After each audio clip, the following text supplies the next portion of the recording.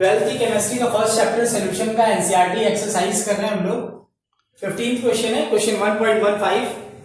Question में क्या दिया हुआ है कि एक एक्वस सॉल्यूशन है जिसमें 2% नॉन वोलेटाइल सॉल्यूट मिला हुआ है। एक्वस सॉल्यूशन का सिंपल से क्या मतलब होता है कि सॉल्वेंट हमारा वाटर है, H2O है, और सॉल्यूट हमारा कोई नॉन वोलेटाइल सॉल्यूट है।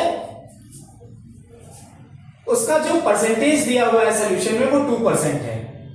अच्छा, और क्या दिया हुआ है कि ये नॉन वोलेटाइल सॉल्यूट इस एक्वस सॉल्यूशन में जो वेपर प्रेशर एक्सर्ट कर रहा है वो है 1.004 बार।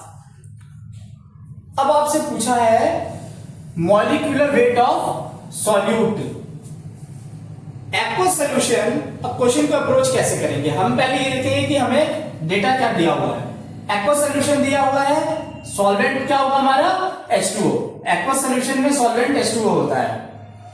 मॉलिक्यूलर वेट H2O का कितना होता है 18। नॉन वोलेटाइल सॉल्यूट है, इसका मॉलिक्यूलर वेट हमसे पूछा है। मान लेते हैं कि सॉल्यूशन 100 ग्राम है। नॉन वोलेटाइल सॉल्यूट का परसेंटेज कितना है इस 100 ग्राम में? 2%। तो वेट ऑफ सॉल्यूट कितना हो गया 2 ग्राम। ये W2 वेट ऑफ सॉल्यूट है, ठीक है। तो हम 2 से सॉल्यूट को रिप्रेजेंट कर रहे हैं, 1 से सॉल्वेंट को रिप्रेजेंट कर रहे हैं। तो W2 वेट ऑफ सॉल्यूट 2 ग्राम। ऐसे ही वेट, अब सॉल्वेंट का वेट कितना हो जाएगा? टोटल वेट माइनस 2 ग्राम। तो टोटल वेट हमने 100 एज्यूम किया हुआ है और 2 ग्राम सॉल्यूट को माइनस कर देंगे तो सॉल्वेंट का वेट 98 ग्राम निकल के आएगा। W1 हो गया 98 ग्राम। नौ, अब ये बात हमें जानने की है कि हम 11th में ये चीज आप पढ़ चुके होंगे कि नॉर्मल बॉइलिंग पॉइंट जो होता है वाटर का 100 डिग्री सेल्सियस, उस पे उसका वेपर प्रेशर होता है 1.013 बार। क्वेश्चन में डेटा नहीं दिया हुआ है क्योंकि ये अज्यूम किया जा रहा है, आप 11th में ये चीज पढ़े हैं, ये बहुत स्टैंडर्ड फैक्ट है कि नॉर्मल बॉइलिंग पॉइंट जो वाटर का होता है उस पे उसका वेपर प्रेशर 1.013 बार होता है, इसलिए ये डेटा क्वेश्चन में नहीं दिया हुआ है। तो मतलब प्योर सॉल्वेंट H2O जो है, प्योर सॉल्वेंट H2O का वेपर प्रेशर कितना है? P1 नॉट से हम उसको रिप्रेजेंट अगर करेंगे तो 1.013 बार। P1 कितना दिया हुआ है?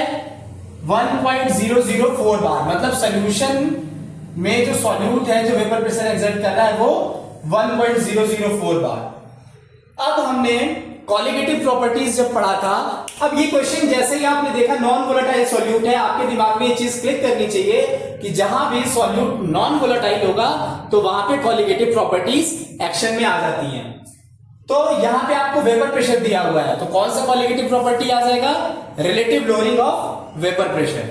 इनिशियल प्योर सॉल्यूशन का, सॉरी प्योर सॉल्वेंट का वेपर प्रेशर 1.013 दिया हुआ है, उसमें सॉल्यूट नॉन वोलेटाइल सॉल्यूट को ऐड करने के बाद वेपर प्रेशर 1.004 हो गया। मतलब 1.013 से 1.004 लोअर हो गया। तो यहां पे क्या लगेगा? Relative lowering of vapour pressure. तो relative lowering of vapour pressure का फॉर्मूला क्या था? ये हम डिराइव कर चुके हैं कॉन्सेप्ट्स में। Relative lowering of vapour pressure के आपको वीडियो देख सकते हैं। P1 nought minus P1 upon P1 nought equals to weight of solute into molecular weight of solvent divided by weight of solvent multiplied by molecular weight of solute. हमें P1 not पता है 1.013, P1 हमें पता है 1.004, P1 not हमें पता है। Wait of solute 2 grams, weight of water 98 ग्राम जो हमारा सॉल्वेंट है, मॉलिक्यूलर वेट ऑफ वाटर 18 होता है, सबको पता है। अब हमसे क्या पूछा है? Molecular weight of solute. Simple mathematical equation है, M2 को इधर लेके आएंगे, इस मैथमेटिक्स को सॉल्व करेंगे और हमारा आंसर आएगा अप्रोक्सीमेटली 41.34।